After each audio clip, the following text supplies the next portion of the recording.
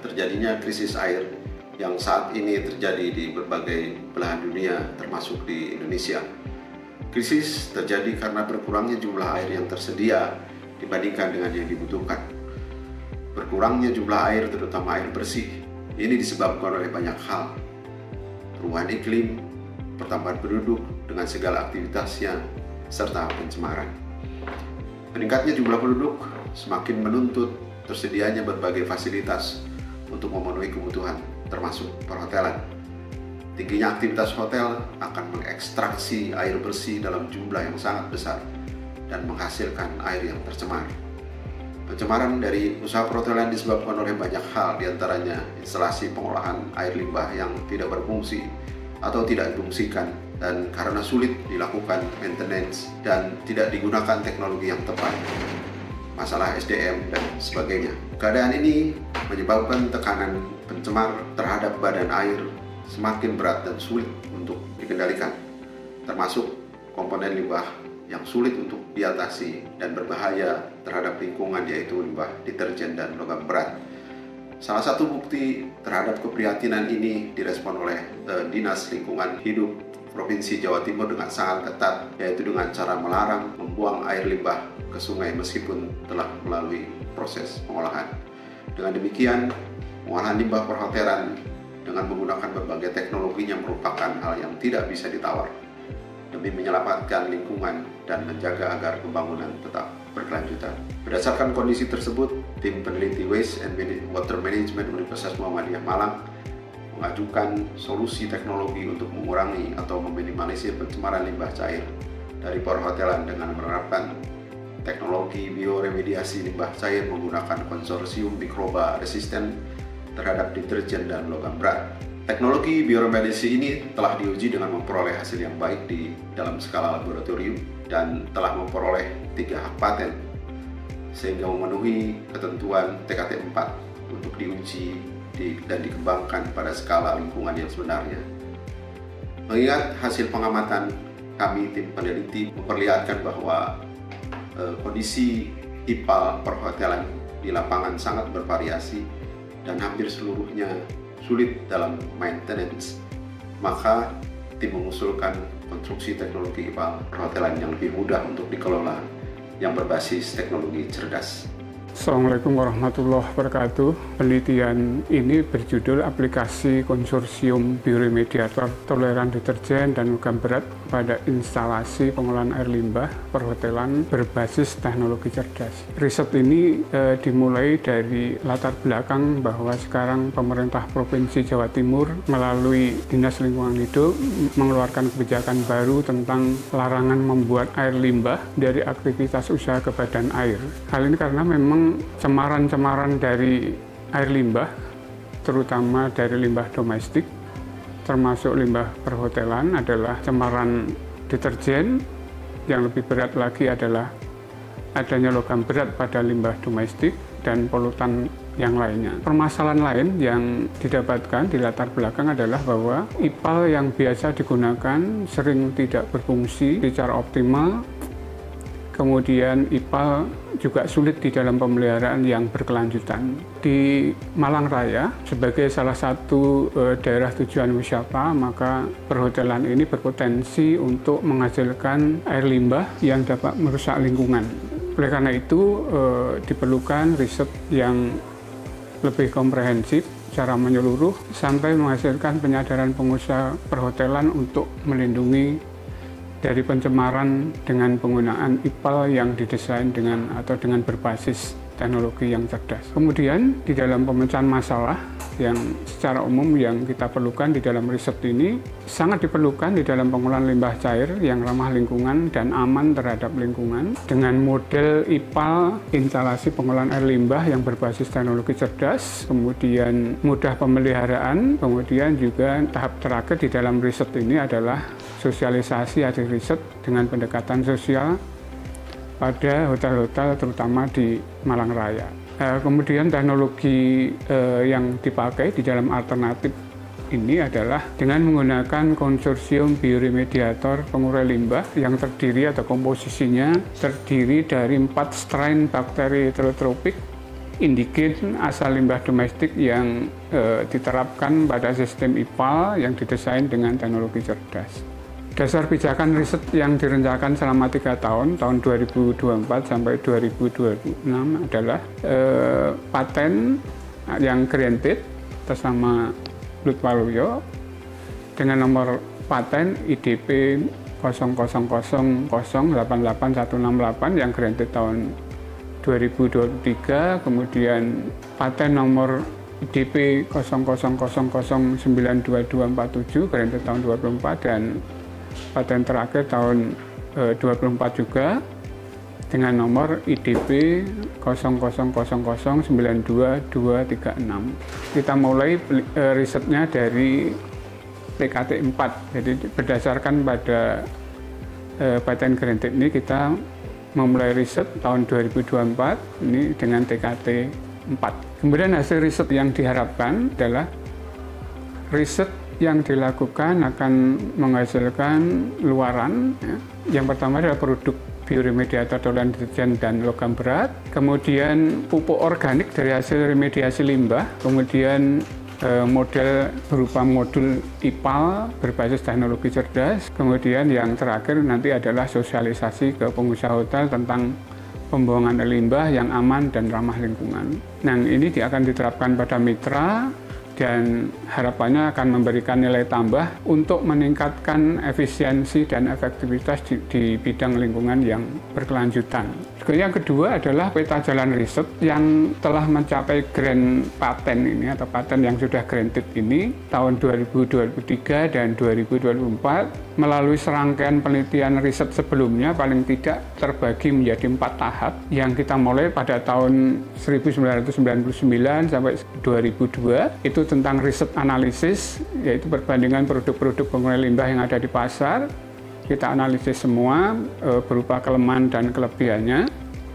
Kemudian riset tahun 2005 sampai 2007, riset tentang isolasi, karakterisasi, identifikasi, sampai ke strain bakteri heterotropik asal limbah indigen dari limbah domestik yang ada di Malang Raya ini.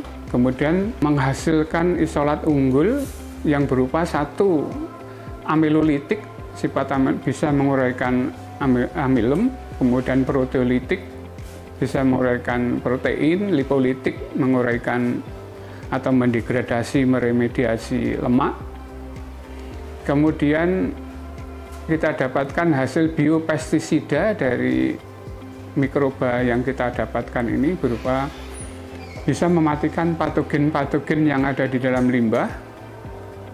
Yang sifat berikutnya, sifat unggul yang kita teliti pada tahun itu adalah bahwa semua mikroba yang ditemukan indigen ini adalah memiliki toleransi terhadap deterjen dan toleransi terhadap logam berat.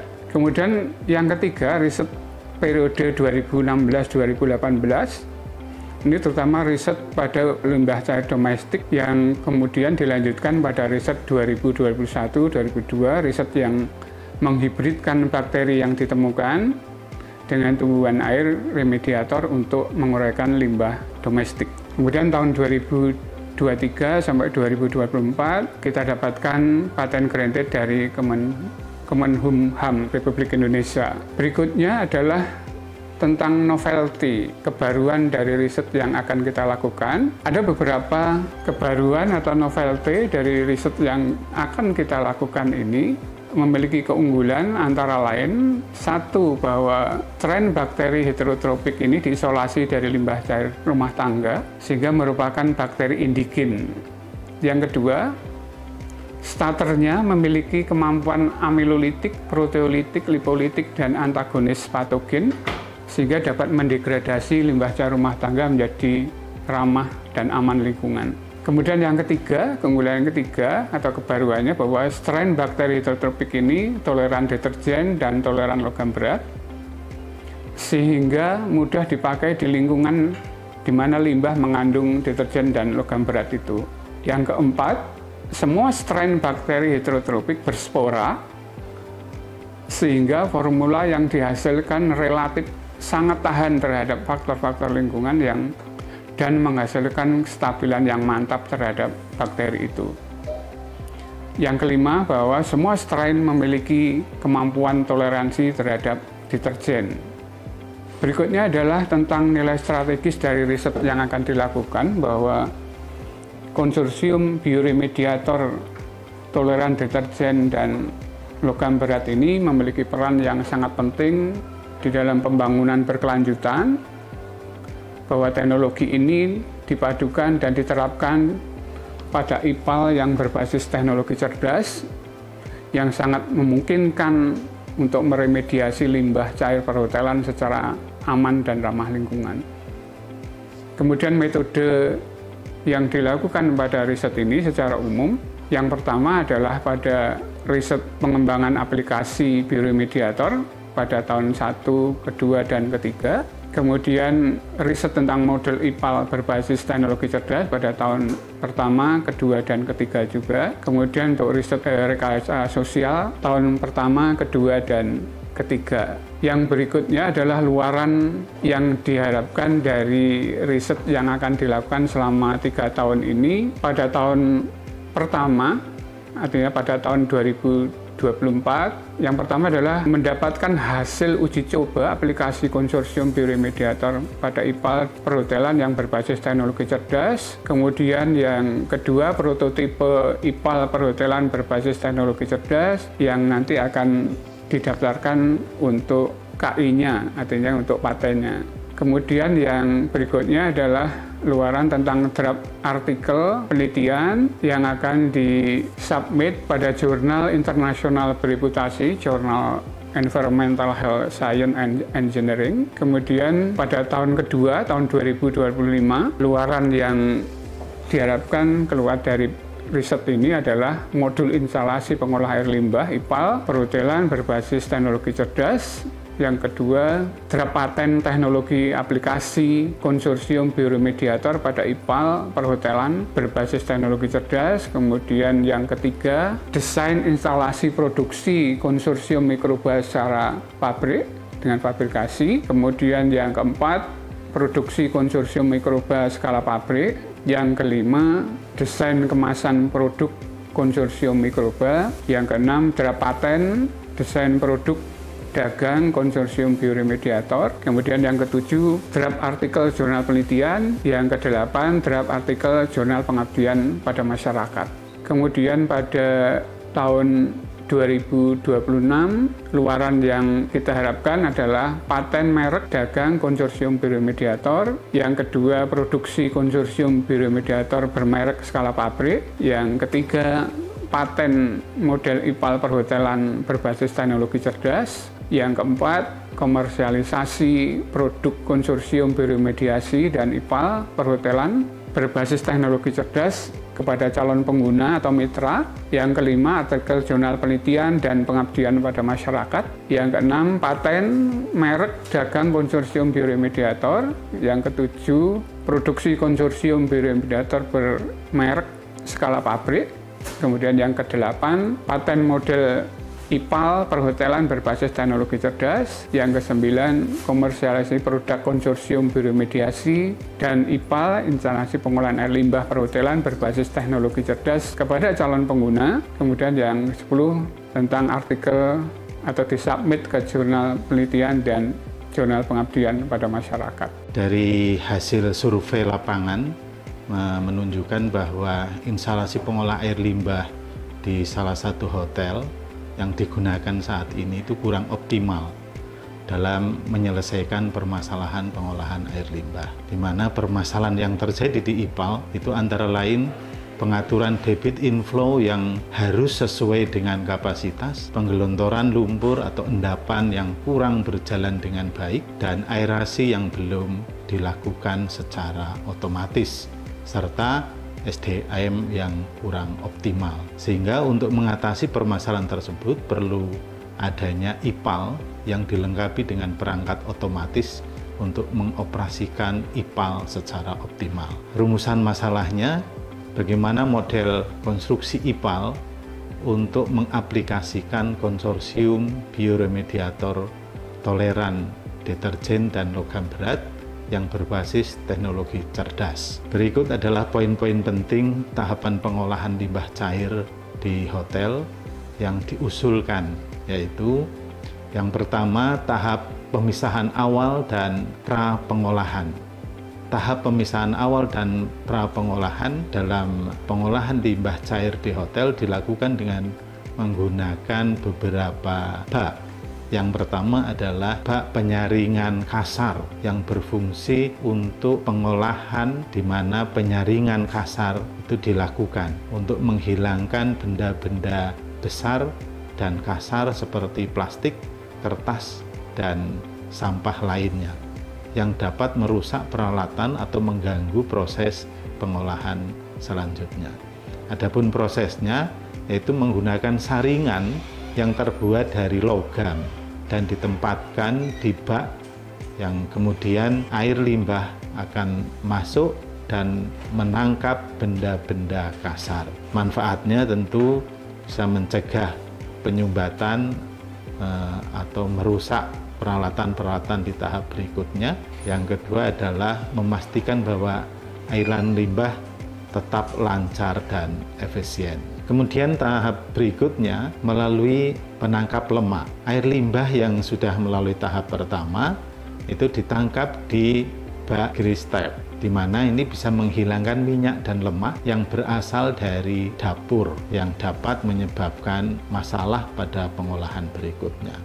Prosesnya, aliran limbah dapur dialirkan ke dalam bak penangkap lemak, di mana minyak dan lemak akan mengapung ke permukaan karena perbedaan densitas. Minyak dan lemak yang terkumpul di permukaan secara berkala diangkut dan dibuang secara periodik. Manfaatnya tentu mencegah penyumbatan pada perpipaan, kemudian mengurangi beban bahan organik yang harus diolah pada tahap berikutnya. Selanjutnya, setelah melalui tahap pemisahan lemak, air akan dialirkan pada grid chamber, yaitu untuk mengendapkan partikel-partikel besar seperti pasir, kerikil, dan material-material besar lainnya yang tidak dapat disaring pada tahap sebelumnya. Prosesnya, grid chamber biasanya didesain dengan aliran yang melambat, yang memungkinkan partikel berat untuk bisa mengendap ke dasar bak. Kemudian material yang mengendap di dasar bak kemudian akan dibuang secara teratur. Manfaatnya, ini mengurangi jumlah material padat yang harus ditangani dalam proses pengolahan selanjutnya. Di tahap berikutnya, kita sebut dengan pengolahan primer, yaitu menggunakan bak sedimentasi untuk mengendapkan padatan tersuspensi, sehingga bisa mengurangi beban organik dalam air limbah. Prosesnya yaitu koagulasi atau sedimentasi, yaitu menghilangkan padatan tersuspensi dan mengurangi beban organik dalam air limbah sebelum masuk ke tahap pengolahan selanjutnya. Adapun proses lebih detail, air limbah dialirkan ke dalam bak sedimen, kemudian pemberian larutan PAC dengan dosis optimumnya adalah 2,3 ml per 1 liter limbah. Banyaknya larutan tentu tergantung volume limbah. Dalam hal ini nanti akan diatur dengan bantuan teknologi cerdas. Demikian juga pengaturan harus dilakukan dengan alat agitator, diaduk pada kecepatan 100 rpm selama 1 menit, kemudian selanjutnya 60 rpm selama 10 menit. Tentu ini harus dilengkapi dengan speed control yang berbasis pada teknologi cerdas. Nanti selanjutnya akan ada bahasan lebih detail. Nah, diamkan air dalam bak tersebut sehingga aliran yang lambat akan memungkinkan padatan tersuspensi yang telah menjadi vlog-vlog tersebut untuk mengendap akibat gaya gravitasi. Sementara air yang lebih bersih akan bergerak ke atas.